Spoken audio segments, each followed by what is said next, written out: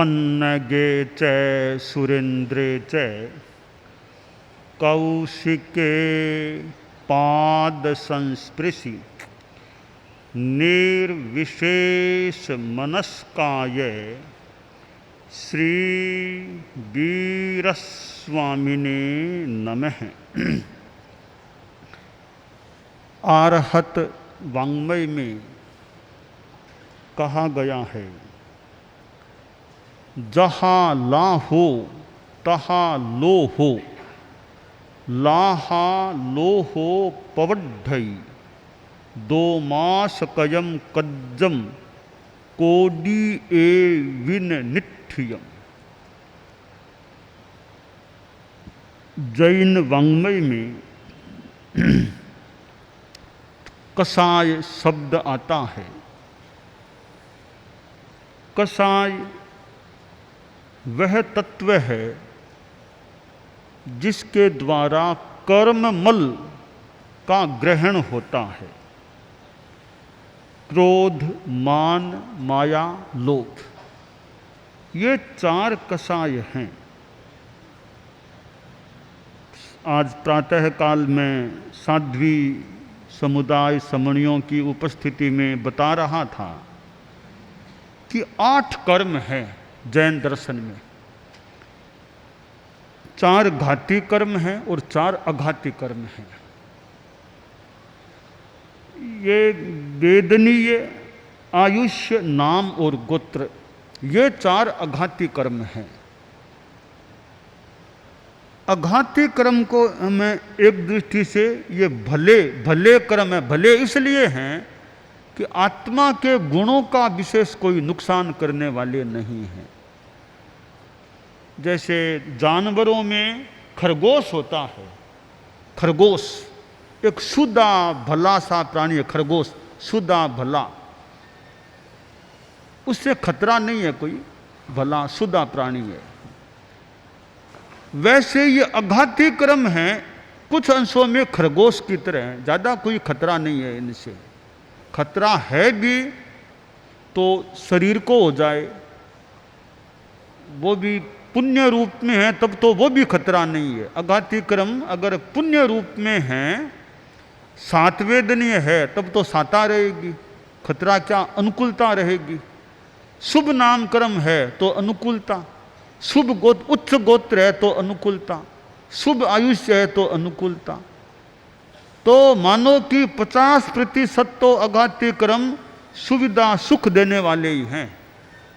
अब शेष 50% की हम बात करें कि असात वेदनीय, तो असात वेदनीय क्या करेगा? ठीक है, बीमारी हो जाए, ऐसा कुछ हो जाए, और तो क्या होगा। अशुभ नाम है तो ठीक, कुछ बदनामी हो जाए, अपयश हो जाए, शरीर बढ़िया नहीं मिले, ऐसा कुछ मान लो हो जाए। नीच गोत्र है, ठीक है, प्रतिष्ठा में कमी रह जाए, अप्रतिष्ठा हो जाए, कुप्रतिष्ठा हो जाए।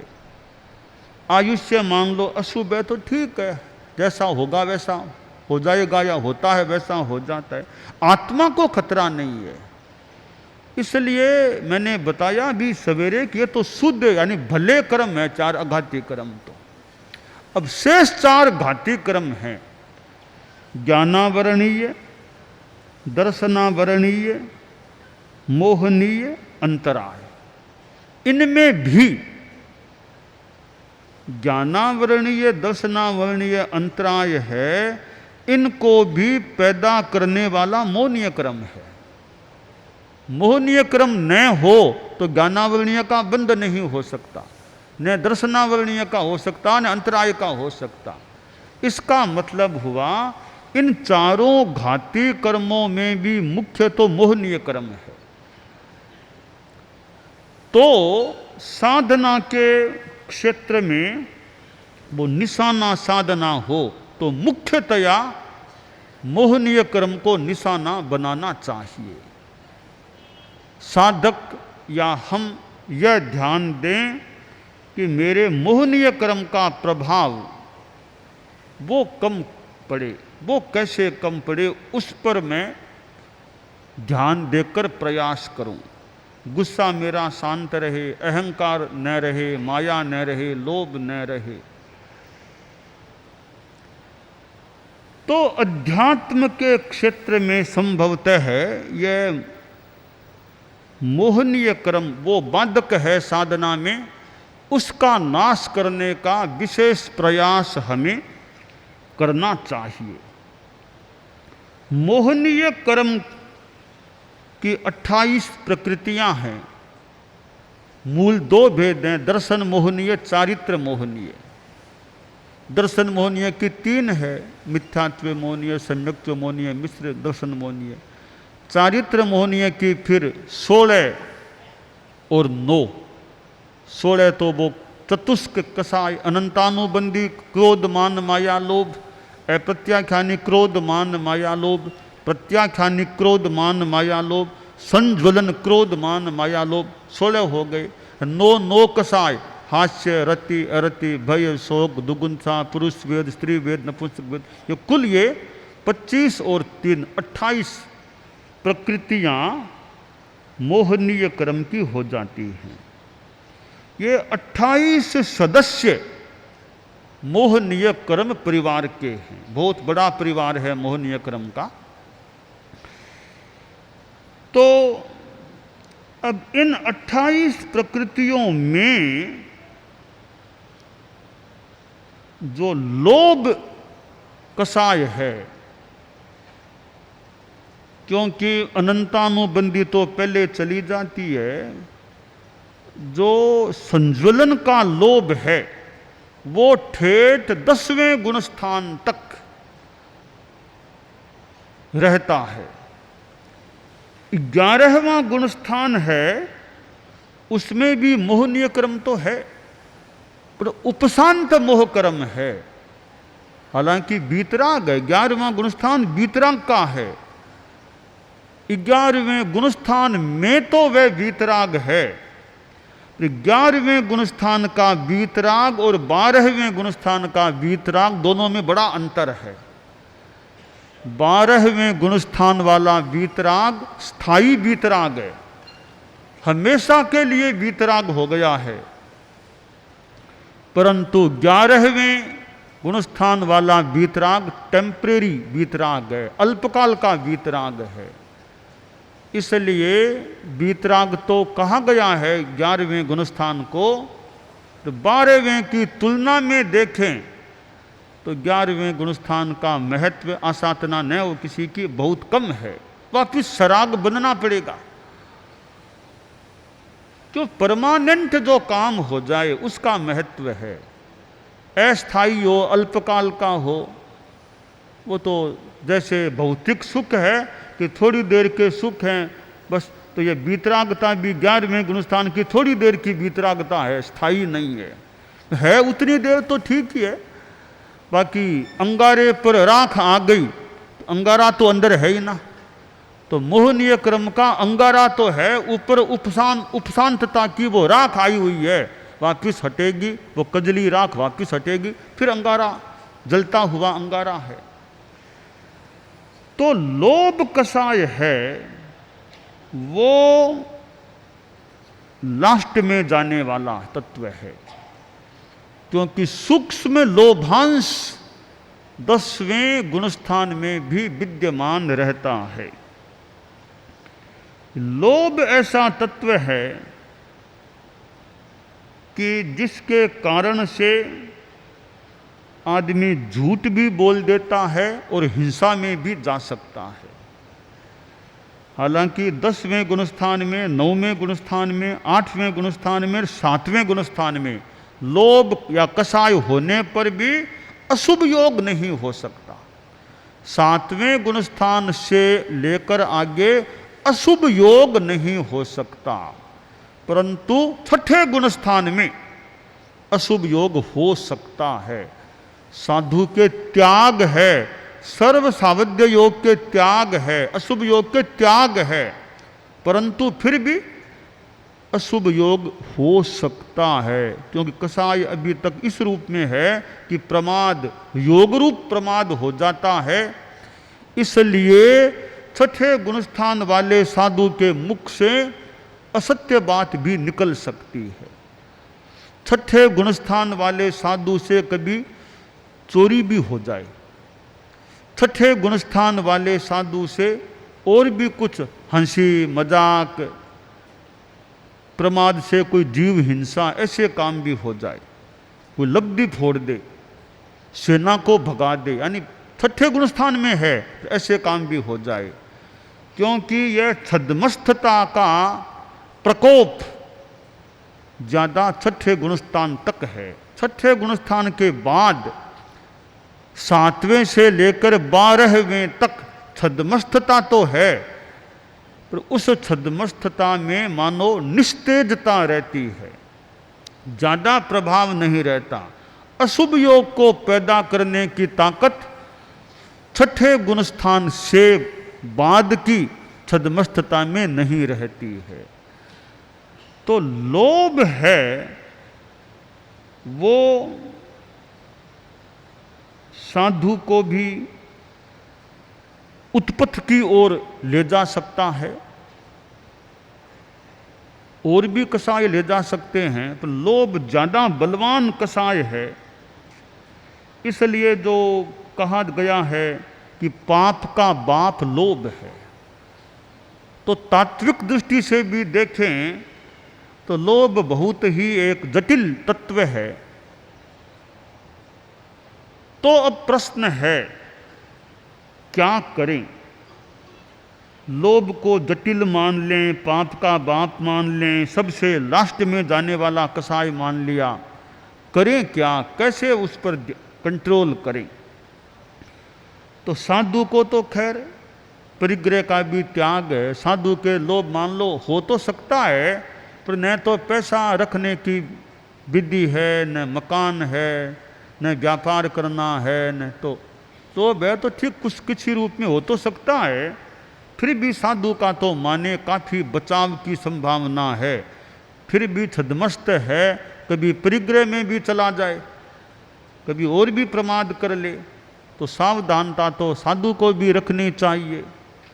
गृहस्थ जो आप लोग हैं वे भी परिग्रह की सीमा, इच्छाओं का अल्पीकरण करने का प्रयास रखें। श्रावक के 12 व्रतों में 5वां व्रत है इच्छा परिमाण, 7वां व्रत है उपभोग परिभोग परिमाण व्रत। तो ये दोनों मानो जुड़े हुए हैं।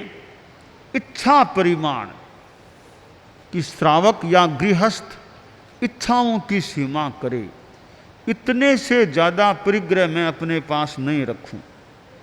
और इसमें भी अब उम्र आ जाए, 80 पार हैं, 85 के आसपास चले गए हैं, अब तो बहुत ज़्यादा ध्यान देना चाहिए कि परिग्रह मेरा कैसे कम हो।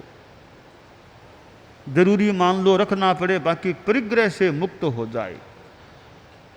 और आप लोग व्यवसाय धंधा ये सब करते हैं, फाइलें होती है, साइन भी करने होते हैं, तो साइन झूठे हो रहे हैं कि सच्चे हो रहे हैं, कि आधे झूठे आधे सच्चे कैसे हो रहे हैं?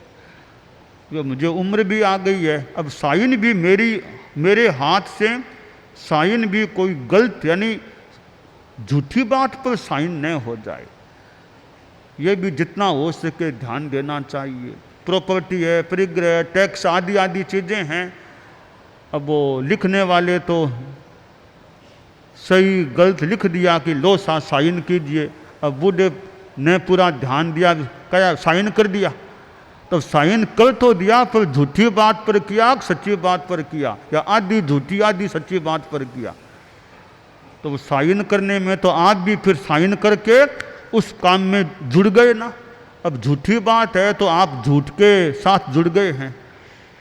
इसलिए जितना साइन न करना पड़े तो और ही बढ़िया, मुक्त है। करना ही पड़े तो भी कि झूठी बात पर मेरे से साइन मत कराओ। जितना संभव हो सके, ये उम्र आ गई है, पाप का बंध मेरे जितना मैं बच सकूं, तो परिग्रह का अल्पीकरण हो कि मेरे स्वामित्व में मकान, खेत, दुकान आदि आदि प्रॉपर्टी, केस, नगद कितने हैं, जितना संभव हो सके बस इतने से ज़्यादा अब मेरे स्वामित्व में नहीं रहे। इससे वो लोभ की कसाई पर कुछ कंट्रोल रहने का कार्य हो सकता है। और मान लो उम्र तो ज़्यादा नहीं है, 70 भी नहीं आए हैं, फिर भी यह तो ध्यान दे, ठीक है कमाना भी है, पैसा बढ़ाना भी मान लो है, पर अनैतिकता तो न हो। गैर कानूनी तरीके से जितना बच सकूं उतना बचने का प्रयास करूं। ऑफिस में बैठना है, उद्योग, फैक्ट्री आदि सब काम चलाने हैं, गृहस्थ को मान लो चलाने होते हैं, इन कार्यों में मुझे झूठ न बोलना पड़े, वो अगर ध्यान दिया जाए, जितना बचा जा सके झूठ नहीं बोलना पड़े। कमाई तो करनी है मान लो, बिना झूठ बोले।